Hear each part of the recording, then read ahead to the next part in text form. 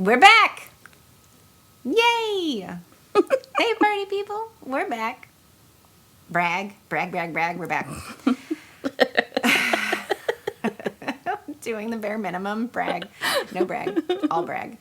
Welcome back to part 2 of our series about near-death experiences. Thanks for returning. Ha! Get it? Okay, well, if you didn't just listen to the previous episode, or maybe it's been a while.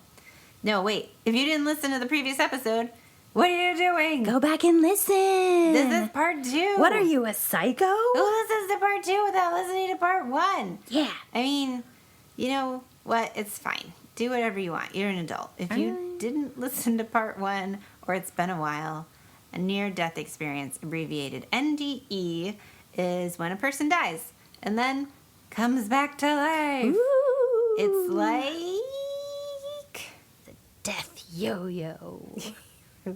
Look, sister, this episode is about near-death experiences, not death yo-yos. Oh, I'm going to need a minute to prepare then. Actually, before I do that, I need to note that between 1993 and 2002, 14 cases of injuries sustained during proper yo-yo use were identified and studied. Proper yo-yo use. As opposed to stealthily garroting a double agent with a yo-yo behind the clothes drapes on stage during a world yo-yo competition. Oh, got it. Okay, so those don't count. Right. Most injuries involved in proper yo-yo use only amount to minor blows to the face and scalp of children. Kind of saw that one coming. They didn't, or they wouldn't be to the face and scalp. Oh. Good point. None of the 14 injuries documented between 1993 and 2002 were serious, though. So death yo-yos aren't a thing. Unless you're a double agent. Don't blow my cover. Oh!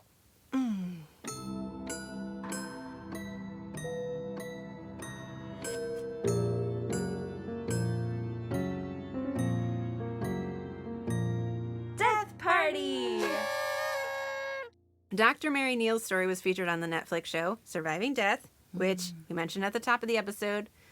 But just so you know, they're not giving us money or anything. Yeah, they just steal our ideas and then do a better and faster job of presenting them than we do. Oh! The timing was a little uncanny. There's spiders everywhere. What? That was autocorrect. There are spies everywhere. Ugh. Netflix spies. Phew. You know how I feel about spiders. We started writing this episode, like 2 years ago, and then stopped when we saw the show and got all demotivated by its existence and said, we can't do something they just did. So we waited a year or 2, and now we can do it because you forgot that show exists, right? I mean, I certainly did. It's been a minute. Anyway, they covered a particularly compelling story in the episode on NDEs where a doctor died in a kayaking accident that we wanted to delve into a bit more. Yes, it's all coming back to me. Mary Neal, an orthopedic spine surgeon, visit humanspinecane.com to learn more. Wrote a book about her experience titled To Heaven and Back, a doctor's extraordinary account of her death. Heaven, angels, and life again. It's a bit wordy. The short version is that she was pinned underwater in her kayak, died, and met angels, and is like super, super, super really into God. So into God. She was before this experience, but if you read the book or, skim it as your time and interest level allows, you might notice the plethora of biblical verses peppered throughout. I wouldn't be surprised if it was like 55% God words and then like 45% other words. That's a lot of G words. Dr. Neal wrote a book about her death and its reversal titled To Heaven and Back. Did she go to heaven?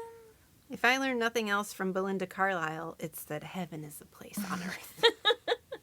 I have it on good authority that hell is too. Dr. Neal's near-death experiences all began in 1999 when she died on a kayaking excursion. But let's tell everyone a bit about Dr. Neal before we get into the woo. Fine, as long as we get to the woo eventually. Dr. Mary Neal, who is a scientist because she has degrees in science stuff, completed 4 years of college. 4 years of medical school, 5 years of orthopedic surgery training. That's so much school. I know. And a combined 3 years of general surgery training and specialty training in trauma and spinal surgery training. Jesus. I mean, I'm exhausted just saying all Was that. she like 100 years old? No, this was all by the time she was 33. Oh my God. But don't worry, that doesn't make me feel inadequate or anything. Some say laughter is the best medicine. So I'm writing everyone who's listening to this a prescription for all of our episodes. And go ahead and listen to them several times, won't you? Yes, doctor. All of this to say, 1, she is smart. And 2, she's like real sciencey smart even. Apparently. So she's doing the doctor thing, living life, doctoring. I don't need to fill you in on the details. You get the gist. Spines. Got it. She loves them. She marries and has children, as some people do. And one of them, her oldest son, is named Willie. Okay, this is where it gets wooey. Finally. I know, you've been so patient. I know. Well, not really. Yeah. Let me set the scene. It's the mid-90s in America. Everyone you know is wearing those plastic braided bracelets they made themselves, or snap bracelets. And everywhere you go, that Whitney Houston song from that movie is being played. Just like you can't get away from it. It's like it's being broadcast directly into your brain. I hate it. Okay, so it's the mid-90s. Dr. Neal's son, Willie, is 4 or 5 years old. They're talking, and his mother makes a comment along the lines of, when you're 18. Okay. Willie, 4 or 5-year-old Willie, appears startled and responds to his mother that he is not going to be 18. Mm? When Dr. Neal asks Willie, what did you say? What did he say?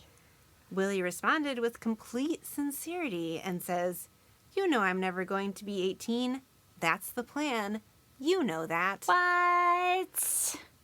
Reason number 837 to never have kids. They just randomly bust out creepy shit like this from time to time. You kidding me? That's the only reason I would ever have kids. As soon as they popped out and took a breath, I would start shaking them and being like, tell me where you've been.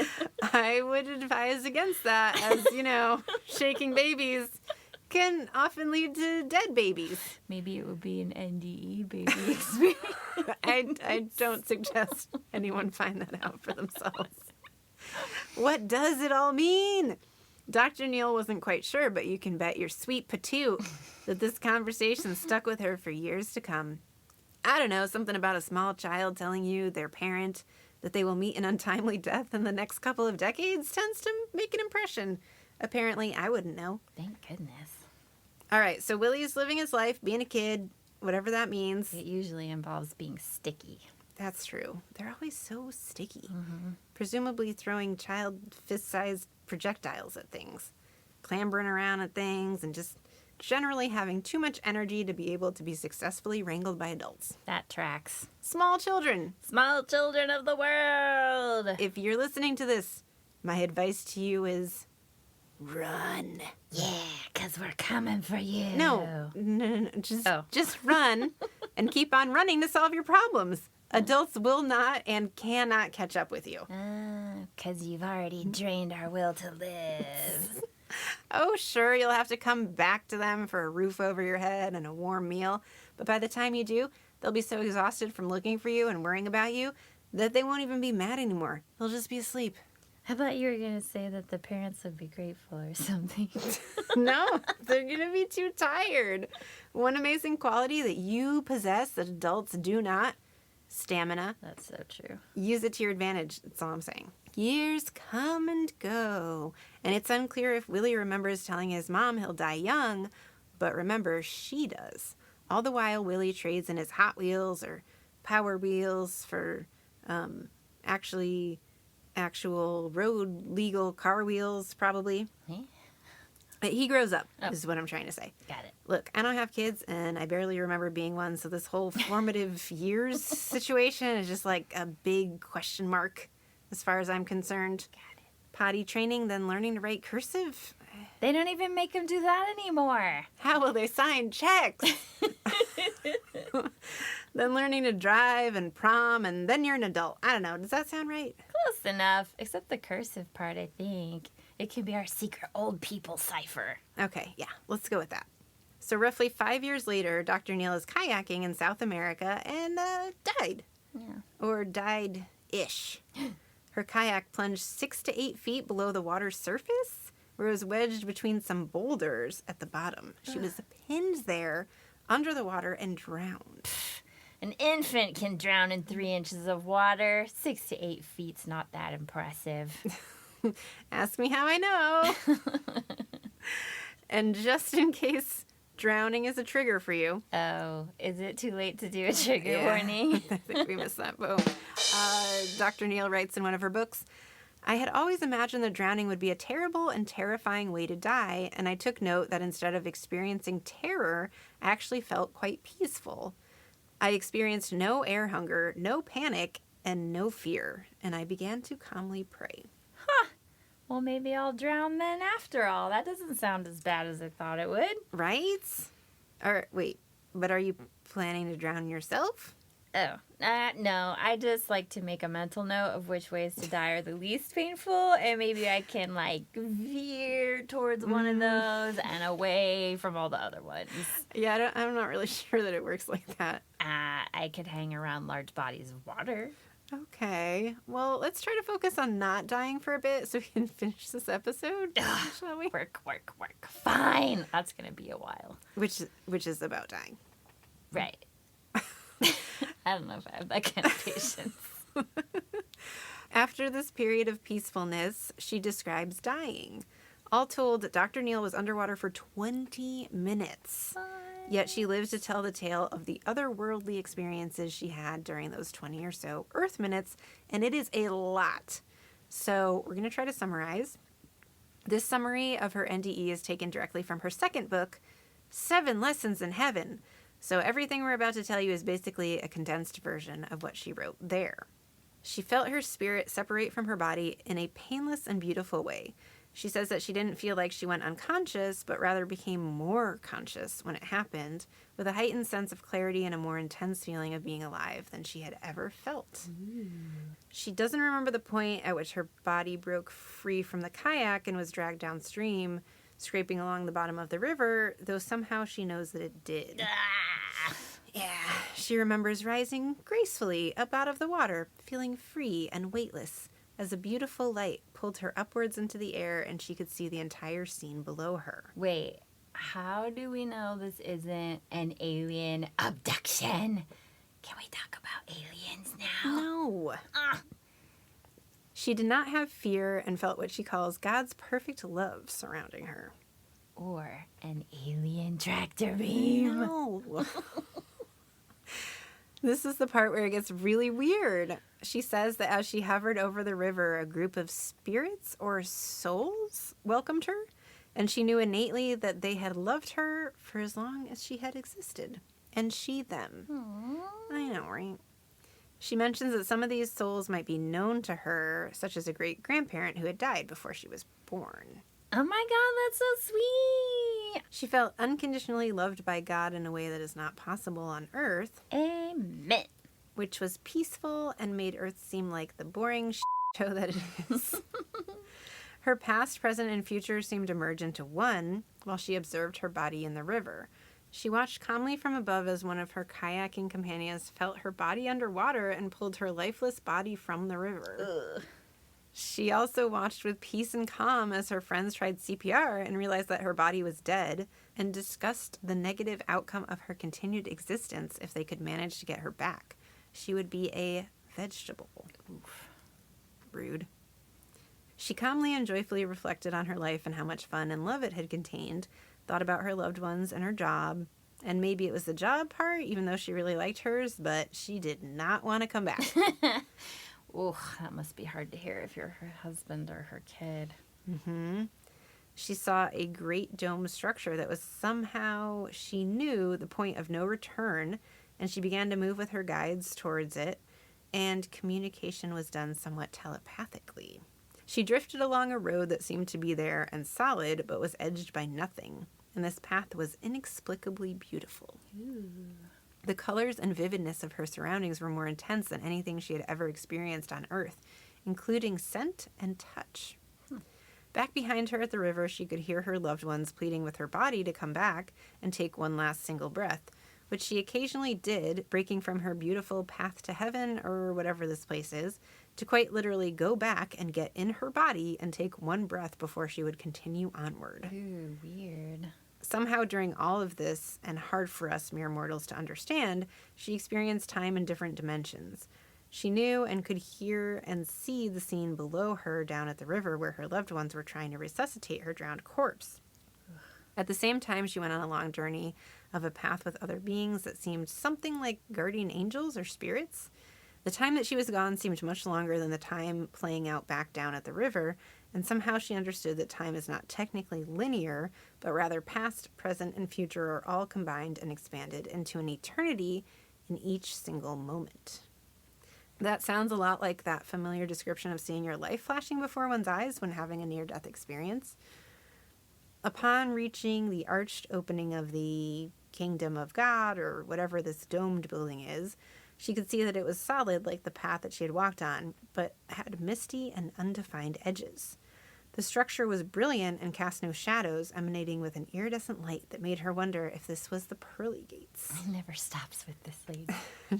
She's got a reference point, and she's taking that ball and running with it.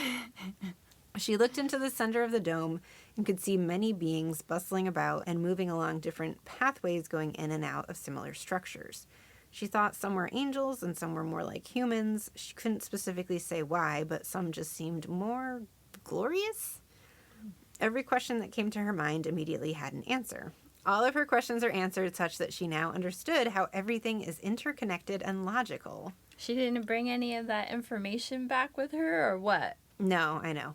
Tragically, her purse was stuck with her bent backwards legs down in the kayak, so she couldn't carry anything back. Listen to our fashion episode if you want to hear about how ladies' clothing having an intentional lack of pockets is just another way for the man to keep us down, even in the afterlife. Yeah. Damn it. She was nervous that her life review would suck and she wouldn't be able to live up to God's standards. Relatable. But has learned that in most cases of NDEs, people report the same thing. An enlightened event infused with understanding and compassion, and quite often invaluable learning that changes the way a person views their life forever. I want some of that invaluable learning. My SAT scores were nothing to write home about, so I got to get it somewhere else, clearly. People are often given the chance to relive their life experiences from a variety of perspectives. So remember that the next time you're a dick to somebody. This experience often teaches the dying person about themselves and others and yields an understanding of why people are the way they are. Why can't we get this during life, is all I'm saying. Just getting it at the end, that's a really bad design. Well, if I ever had an NDE, I'll make sure to explain it to you using my limited earth words that won't do the experience and explanation justice. Thanks. So this kayak lady, see, now you got me doing it. She said she was gently leaning into Jesus. I don't know at what point Jesus came on the scene, but here we are, and she's leaning into it. Is he whispering? Why all the leaning?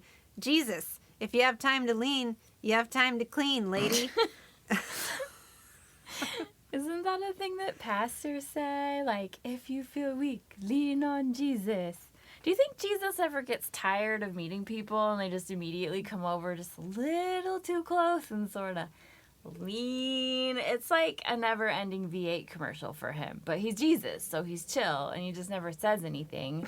But secretly, he's like, oh, here we go again. Scenes from Dr. Neal's life became visible as if projected in front of her in 3 dimensions, and everything else faded away. She felt nothing but love looking into Jesus' face and saw kindness and endless supply in his eyes. She felt deeply loved by him and knew that everyone is. In his arms, I felt like a newborn baby into whom he poured all of his hope and love, and his embrace was gentle, complete, and familiar. Scenes from her life swept past. She likens them to sweeping through images at the bottom of all photos on an iPhone. So I guess Android developers are from the other place or something. Ooh, burn! Developer burn. Sick mobile developer burn! Here and there, Jesus would pluck a scene off of her eternal iPhone, and she would relive that moment from every angle, experiencing the viewpoint of everyone involved and what had brought them to this moment. Whoa. I know, right? She was able to instantaneously understand their side of the story and how each person involved was changed by it. I'm picturing like that scene in The Matrix where they freeze the action and it's ultra slow-mo, but you see it from every angle or whatever. I know you are. It's a technique that gets used all the time now, but The Matrix was one of the early films to employ it. In fact, it's sometimes referred to as the Matrix effect. Oh.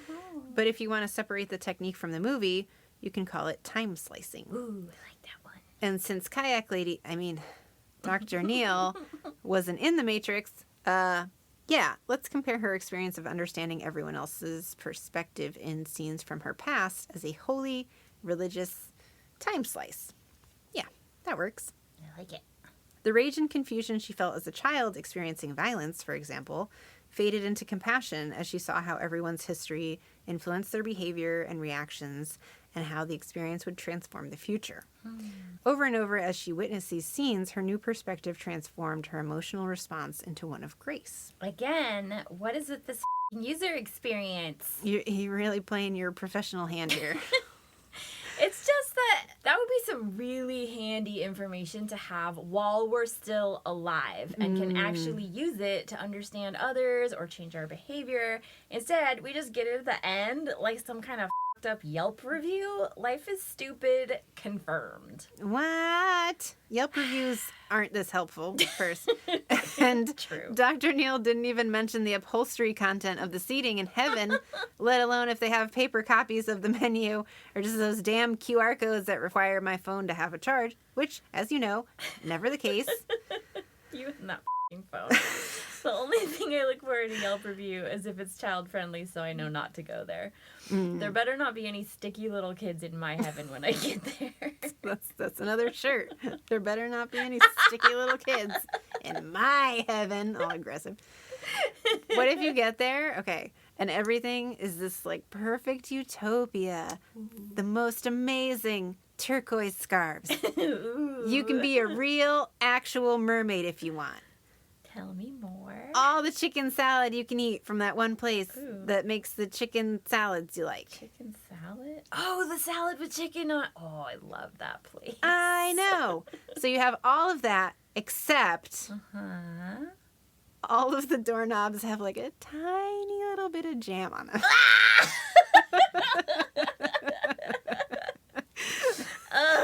Then I'll know I didn't get to go to heaven. I went to the other place. Okay, follow-up question. How do you feel about gloves? The thought of vintage Victorian lace and kid leather gloves with jam on them is going to make me hurl myself from a third-story window. So unlike us mere mortals who have to go through life without some mind-blowingly cool spiritual experience like the kayak lady, now when someone treats her rudely or disrespectfully, she's able to feel a higher level of grace, knowing that the sum of all of their burdens is causing their behavior. So she can get jam on her gloves and not flip a table? That's admirable. I guess I have my moments of enlightenment, like when I'm in traffic and someone's being a dick, and I try to convince myself that they just have to poop really badly, or maybe they've even shit themselves already. So then I don't take it personally that they're driving like they're compensating for bad genetics. Yeah, sitting in a steaming hot pile of your own feces is enough to make anyone a little grumpy. Exactly. That is to driving what the picture everyone in their underwear trick is to public speaking. Yes. You can never scrub the steaming hot pile imagery from your brain's eyeballs either, so it will be easy to remember. You're welcome. Dr. Neal could also see a rippling as the butterfly effect from moments in her life spread out over time and space and time. I don't know. We'll just stick with that. Her parents' divorce, which had deeply wounded her as a child, resulted in her stepfather being brought into her life, who later became one of her greatest and most cherished influences. He taught her humility, unconditional love, patient steadfastness, and compassion, and now, despite the pain she felt at the time, she could see the beauty that ultimately came from the divorce. See, kids? Stop being selfish and let your parents divorce already. They're doing it because of you anyway. Yeah, it's all your fault. Everything is your fault just for existing. Just kidding, kids. Don't let anyone tell you shit like that. Yeah. Hey, look, your parents divorcing really isn't that bad, though. More parents means more gifts on holidays and your birthday. Yay! In her life review, she saw similar dynamics in everything ugly and painful, eventually resulting in something beautiful and full of love, and understood that God does everything purposefully, or some shit. Events that seem horrible and unjust ripple outward and touch people in positive ways that we would never imagine from our earthly perspective, but will be perfectly evident when we see them later on Jesus' iPhone. There's a band name. I can't see a Christian alternative band nabbing it, but you never know. We copyrighted it. It's ours. That's it. Don't touch it. Jesus' iPhone. Belongs to Death Party. The souls accompanying her told her that she had more work to do on Earth and she would have to begrudgingly go back to her body. She was like, nah, dudes, I'm totes chill to stay here and hang with y'all. But they insisted.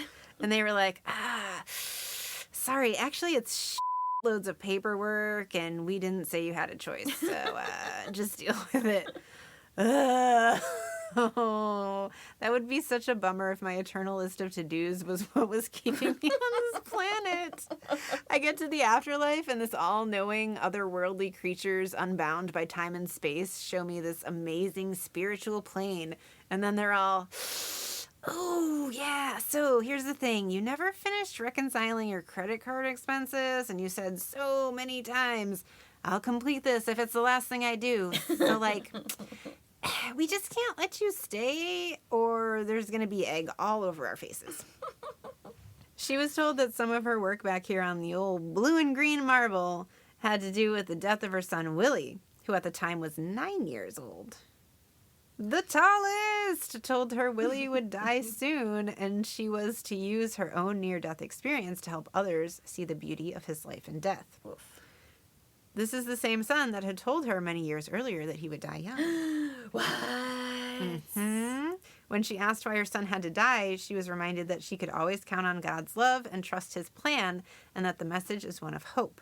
So God's marketing department is strong. Yep, pretty much. Wow. I would have so many more questions.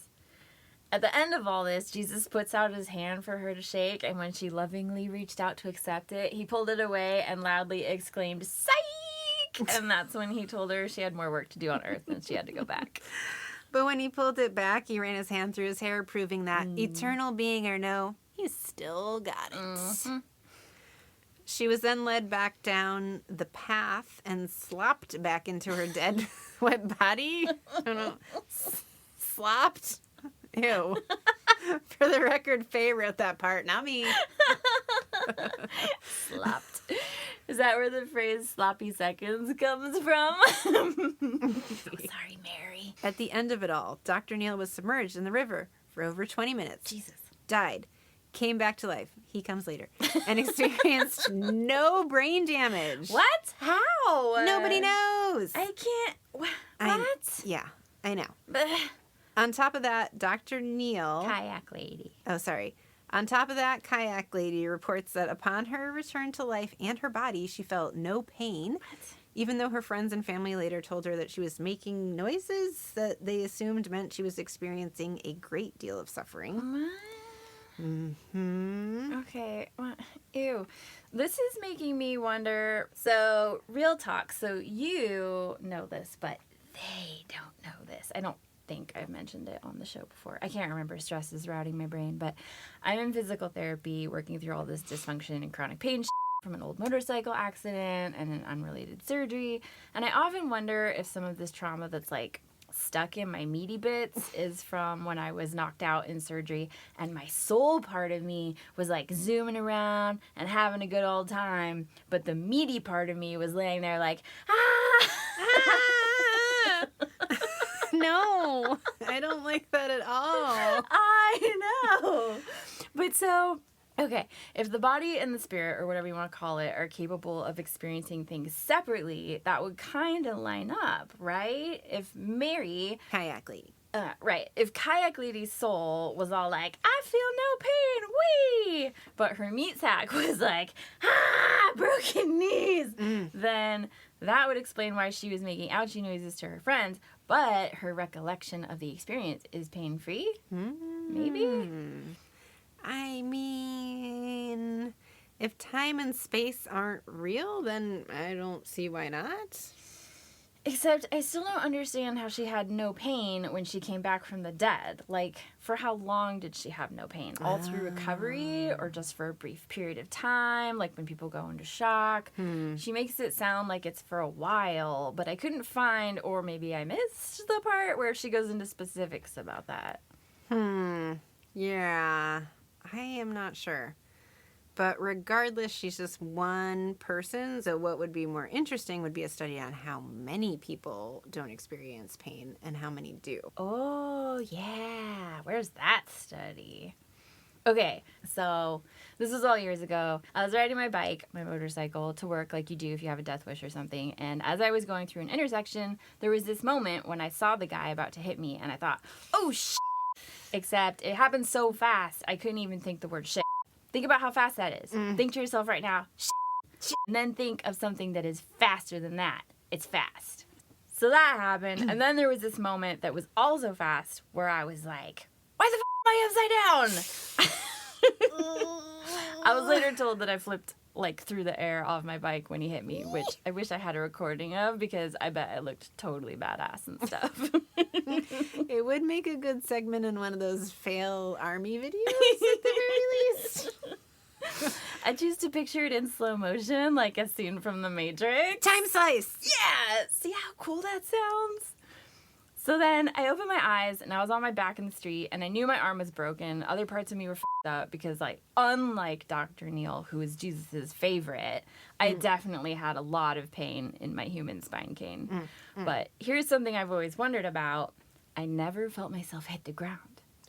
And I've always thought that maybe it's just because it happened so fast, or maybe I blocked it out. But what if my spirit just noped the f*** out of my body for just a moment? That would be way cooler than just blocking it out. And someday it's all going to come pouring out in $1 zillion worth of therapy.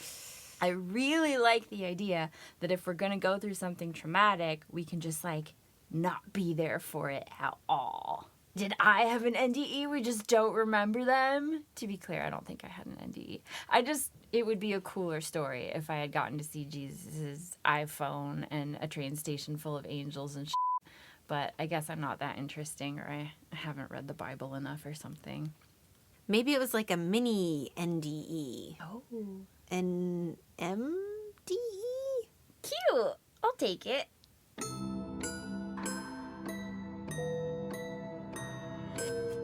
If you like us, if we haven't traumatized you yet, if you want more of our bizarre dad joke brand of whatever this is, then help us help you get more of what you want by giving us a 5-star review wherever you listen to podcasts. And tell your friends.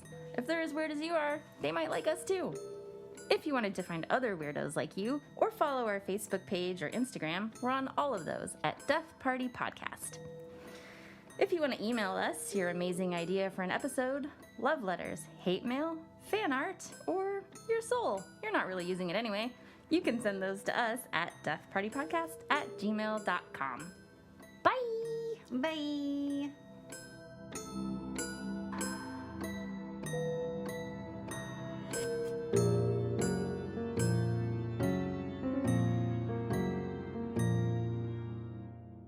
I mean, either way, it just kind of ended. You didn't really segue back into the... When do we ever? It's like, oh, you know how... Those things that people ride around with... Yeah, what does that have to do with anything?